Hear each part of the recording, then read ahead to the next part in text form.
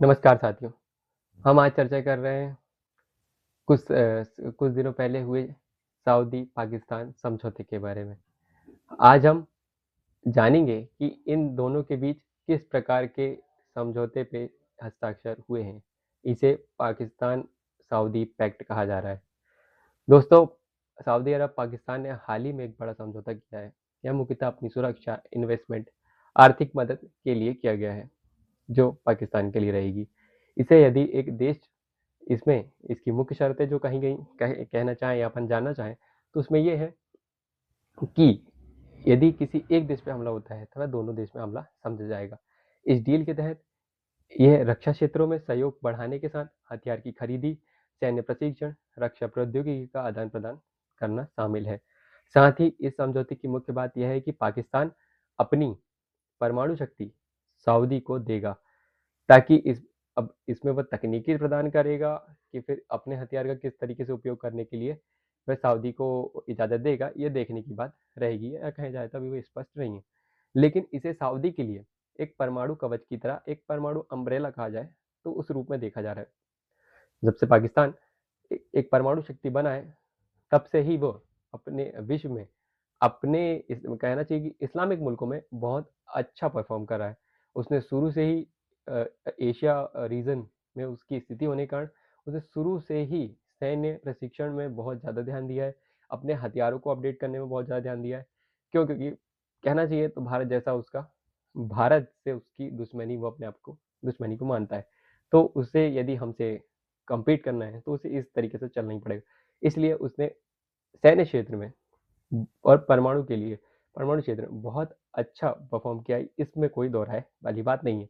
इस डील के पीछे मुख्य कारण ये है कि पाकिस्तान में व्याप्त आर्थिक संकट, पाकिस्तान में अर्थव्यवस्था हम देख रहे हैं कि पिछले 5-6 वर्षों से इतनी गर्त में है कि वहाँ की जनता वैसे ही त्रस्त है।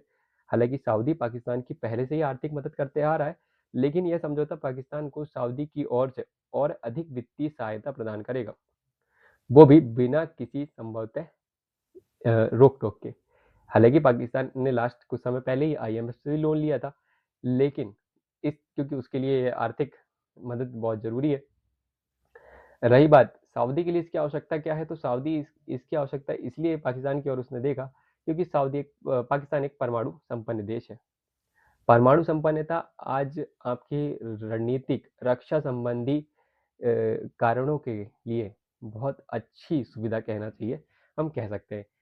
ईरान पे हमला यदि ईरान पे अमेरिका ने बम गिराए हैं तो उसका मुख्य कारण सिर्फ और सिर्फ परमाणु सुरक्षा ही है। वह अपनी परमाणु सुरक्षा की ओर अग्रसर था, इसलिए उसके ऊपर अमेरिका ने बम गिराए, क्योंकि विश्व की जितनी भी महाशक्तियां वह नहीं चाहती कि परमाणु हथियार सभी के पास रहे। अब आगे हम जाने यदि परमाणु, क्योंकि इसकी आवश्यकता इसलिए भी पड़ी जब से इस खाड़ी देशों में युद्ध की स्थितियां छिड़ी हुई हैं। जब से हम देख रहे हैं कि इसराइल हमास युद्ध चल रहा है, हमास के नाम पर इसराइल कभी भी किसी भी इस्लामिक कंट्री में हमला कर देता है। लास्ट कुछ समय पहले उसने कतर पे हमला किया ही था, जिसका बहुत दुष्प्रभाव देखने को मिला कि जो कि राजधानी दोहा से बस कुछ ही दूरी पे था। यह हमला, इसकी निंदा ना तो अमेरिका ने की, ना ही खाड़ी देशों ने इसका मुखर होकर विरोध कर पाए, क्योंकि यदि वह विरोध करते तो उनके ऊपर भी इसराइल हमला कर सकता था, जिसमें अमेरिका ऑलरेडी चुप्पी साधे बैठा है। जबकि अमेरिका के वहां पे बहुत 40 या समथिंग 20 के लगभग सैन्य ठिकाने हैं। उसके बाद इस प्रकार का घटनाक्रम उनकी सुरक्षा को नजरअंदाज या फिर अपनी उनकी सुरक्षा पर सेंध लगाता नजर आता है। खाड़ी देशों को अमेरिका की सुरक्षा गारंटी पे इससे ही संदेह उत्पन्न हो गया है, इसलिए उन्होंने अपने विकल्प तलाशना शुरू कर दिए हैं, जिसका ही विकल्प सऊदी का पाकिस्तान है। हालांकि पाकिस्तान की और कतर और बहुत से खाड़ी देश नजर बनाए हुए हैं। हो सकता है कि और देशों के साथ भी समझौता हो, क्योंकि सबकी मतलब सब अपनी सुरक्षा ही चाहते हैं, इसलिए जरूरी है यदि व्यापार करना है तो सुरक्षा बहुत जरूरी है। यही कारण है कि खाड़ी देश अब पाकिस्तान को देख रहे हैं।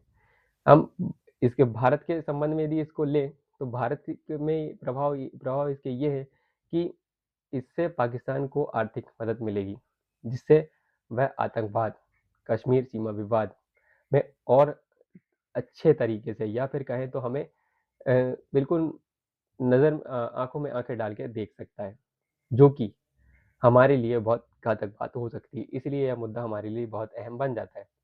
हालाँकि यदि ये ऐसा हो जाता है तो इज़राइल, जो कि खाड़ी देशों के ही लगा हुआ क्षेत्र है, वहाँ पे भी खतरा उत्पन्न हो सकता है, क्योंकि एक छोटा-सा देश है और वहाँ, और यदि साथ-साथ जो उनकी अपोनेंट कंट्री हैं, यदि उनके पास भी इस प्रकार के हथियार उपलब्ध हो जाते हैं, तो ये उसकी सुरक्षा में भी बहुत बड़ा खतरा होगा। भारत सऊदी के बीच भी अच्छे व्यापारिक समझौते हैं, रणनीतिक समझौते हैं। हम सऊदी से अपनी ज़रूरत का तेल खरीदते हैं।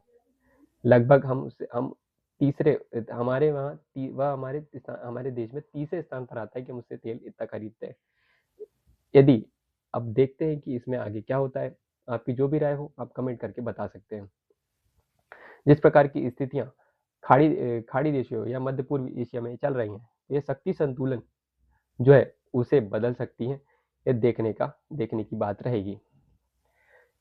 इन सभी मुद्दों के लिए आप देखते रहिए the news punch. Thank you so much. मैं हूं नयन बघेल।